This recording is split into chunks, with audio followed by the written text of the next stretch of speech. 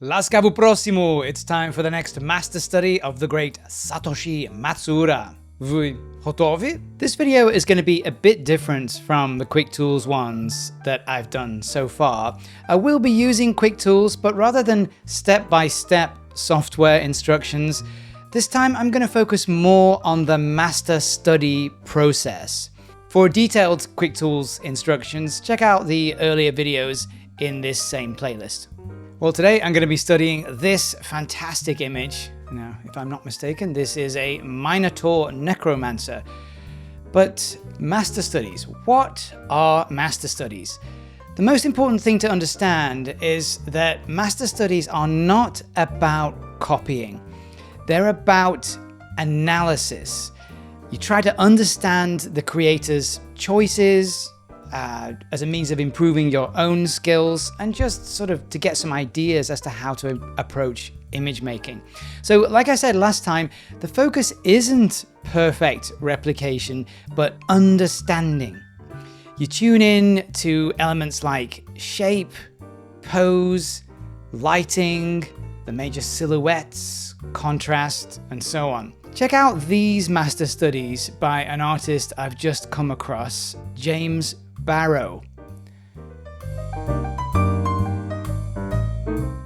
You can clearly see how he uses rough sketches, little lines, guidelines, and daubs of paint here and there to analyze the visual flow in an image, also the silhouettes, contrasts, etc.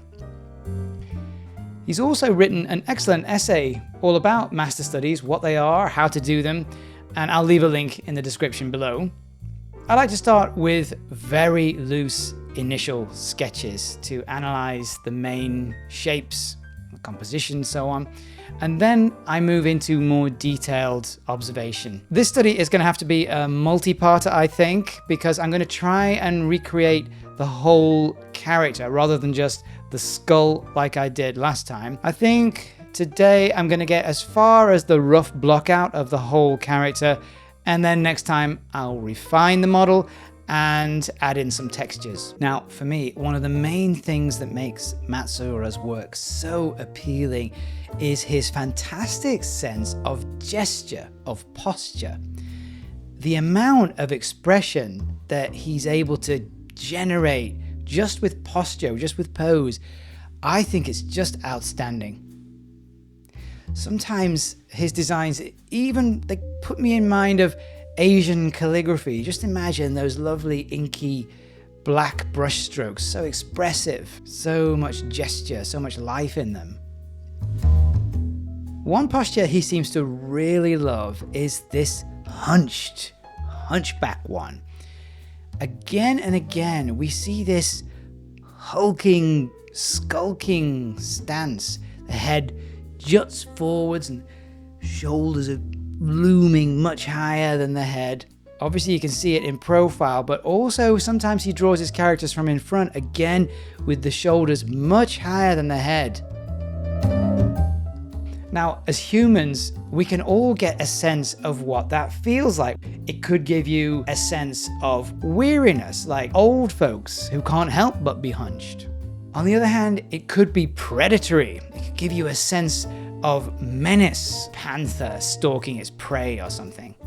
Often, Satoshi Matsuura manages to express both of those things at once, the weariness, but also the menace, like with last week's image, remember the skeleton? And then with this week's image, again, we've got that hunched posture with the head jutting forwards, but this time we've got something else too, mania. There's these stark, staring eyes, but also look at these raised fists, these big clenched fists clenched around these bizarre, giant nail spike weapon things. And then look at these little legs, these goat legs. They're tensed, they're ready to spring, and they're also spread out in this quite odd way. Overall, it just screams demonic, stark, raving, bonkers energy. Translating a 2D image into 3D is really quite a tricky challenge. Luckily for us, Blender has just about the best toolset imaginable for it. grease pencil. And that gives us the magical ability to draw 2D lines in 3D space. Now, of course, a lot of this is guesswork, but anyway, I'm just going to stick some lines down to very loosely help me estimate what this character might look like from the side.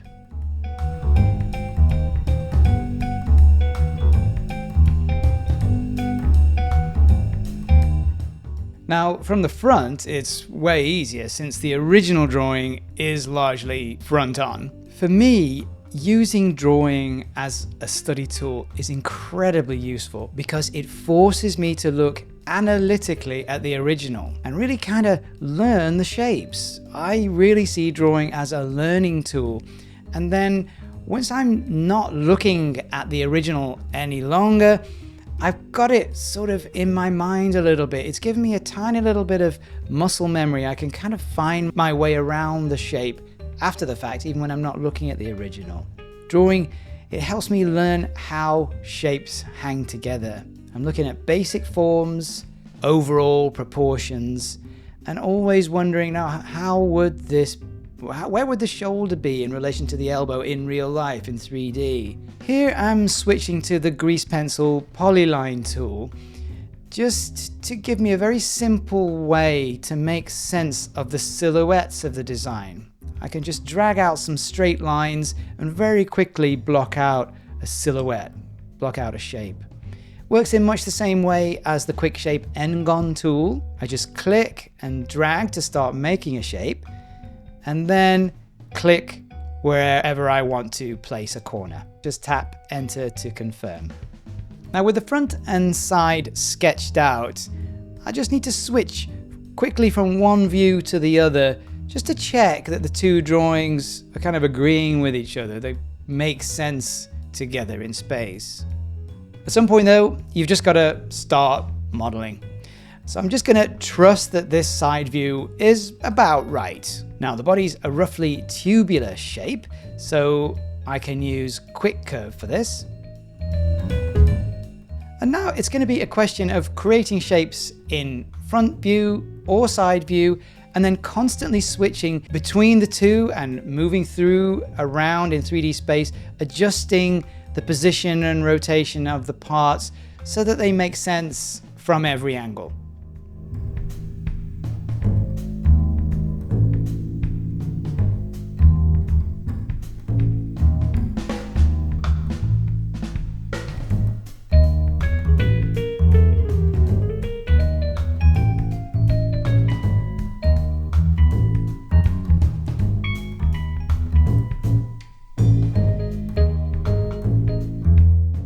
At this point, I'm really starting to get a sense of the posture of the model I'm making. It's the first little glimpse of something that's maybe heading in the right direction. You can see all I really need is a few sticks, and that's enough to suggest a pose. When I'm happy with the pose, then it can just act as a skeleton, and from that I can hang everything else as I add in a little bit more detail. I'll carry on with Quickshape, just drawing more and more shapes just to fill out the design, maybe suggest the ragged clothes hanging down at the bottom. There's these tassel things hanging down from his belt.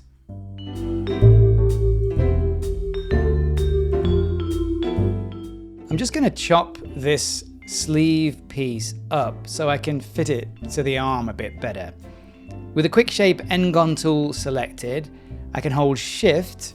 Remember, I get that green highlight, and then when I right click to confirm, it splits the selected object. And then I can try and maneuver that into position.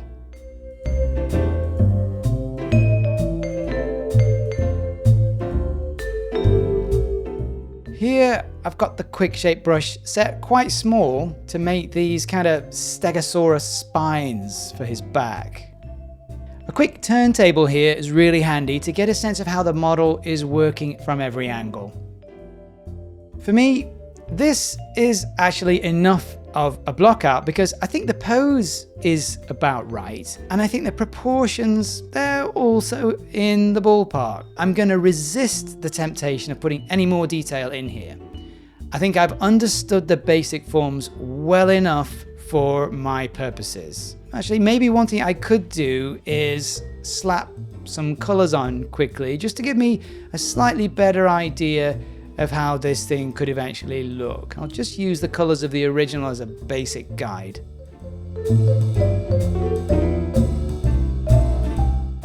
Again, a turntable here is helpful, and you can see how well the colors help us to distinguish the different forms that make up this model. Now, from here, if I was in an animation production, I reckon this model is already a close enough approximation of the character design for us to be able to stick a simple rig in it and start using it to block out animation. Don't really need more than that. For me though, the purpose of this exercise has been to really get to grips with the design of this character, to understand how its parts would hang together and how that fantastic hunched posture would actually be formed in 3D. That's it for today. Next time I'll work into this model some more, explore the details a bit more, and eventually apply some cell or toon shaders to get closer to the lovely graphic look of the original. Sayonara for now. Do zустрічі! 3D from Zero makes tutorials and tips about 3D software. If you're into 3D, or you'd like to be, check out my free course on 3dfromzero.com, and there are some paid courses there too. Thanks for watching.